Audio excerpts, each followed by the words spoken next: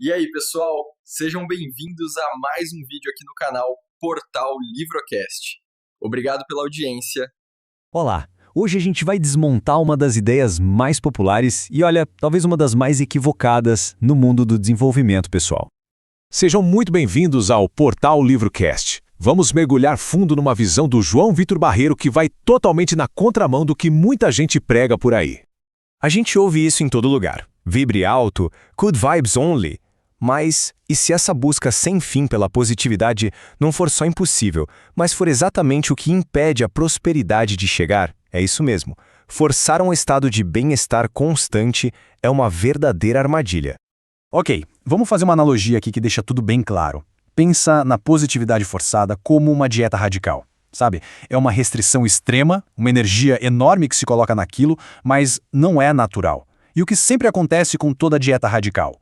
Uma hora ela falha. A pessoa abre a geladeira e devora tudo.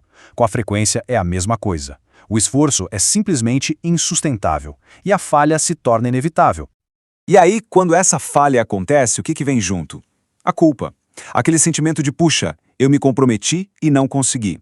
Essa culpa, gente, no campo energético é um sinônimo perfeito de escassez. E escassez atrai o quê? Mais escassez. Pronto, o ciclo está formado. A pessoa tenta sair da falta, se força a ser algo que não é, falha, se sente culpada e com isso só reforça ainda mais o estado de falta inicial. É uma verdadeira espiral descendente. Então, como é que se quebra esse ciclo? Primeiro, entendendo as regras do jogo. E para isso, essa visão nos leva de volta para uma base filosófica muito antiga, as leis herméticas. A primeira regra crucial é a lei do ritmo. Ela diz basicamente que tudo no universo é cíclico. Tudo sobe e desce, tudo vai e volta, nada é uma linha reta.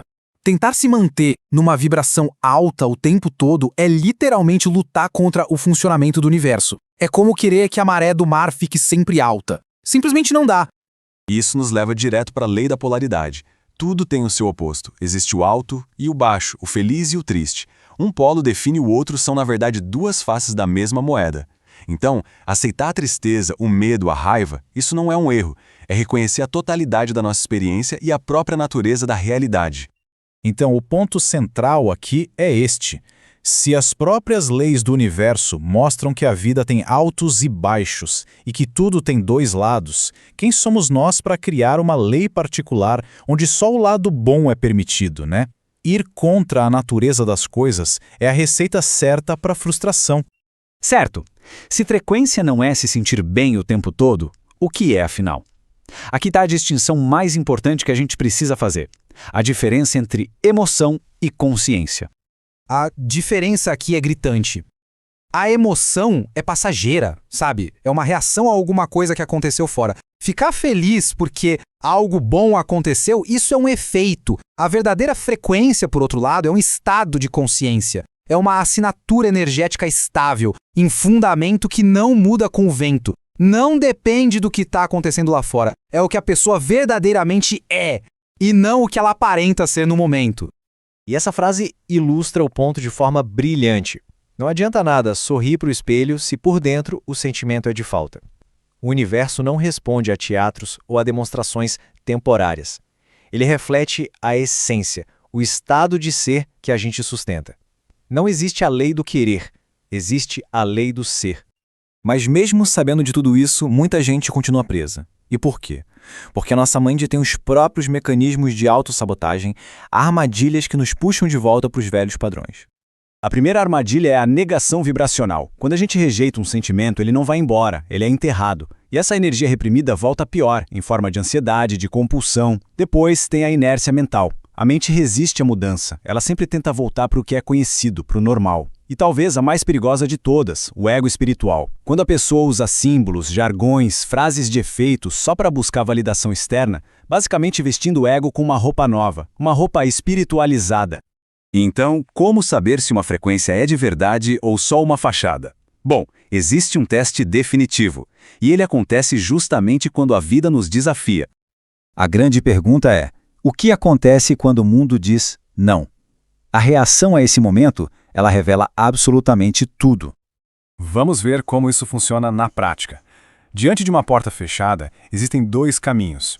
No caminho da falsa frequência, a pessoa desaba.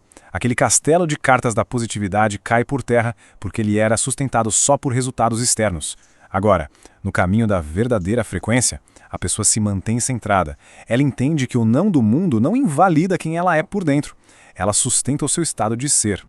E essa é a prova de fogo. A verdadeira força interna, a frequência real, não se mostra quando tá tudo bem, mas sim quando não existe nenhuma evidência externa de que o nosso estado interno corresponde à realidade. É a capacidade de sustentar quem se é, mesmo no meio do caos.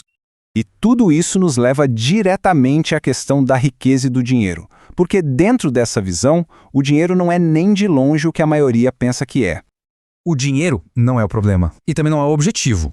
Ele é o efeito. Pensa nele como um termômetro que mede a nossa coerência interna, a coerência com o nosso estado de consciência. Ele não é um prêmio a ser conquistado, mas um reflexo que aparece naturalmente quando existe esse alinhamento por dentro. E este aqui é o ponto-chave para levar para casa. Tentar ganhar dinheiro sendo a pessoa que não tem dinheiro é uma identidade incompatível. A riqueza não vem para provar que alguém é capaz. Ela vem para confirmar a identidade que já foi assumida e sustentada internamente. É uma consequência, nunca a causa. E para a gente terminar, fica essa reflexão. A fé que realmente cria é aquela que não depende de nenhum resultado. O grande paradoxo é que o universo parece entender que alguém está pronto para receber, justamente quando o dinheiro deixa de ser uma necessidade para se tornar apenas uma confirmação de quem essa pessoa já se tornou. A gente espera que essa análise tenha trazido uma nova perspectiva sobre tudo isso. Muito obrigado por acompanhar o portal LivroCast e a gente se vê na próxima.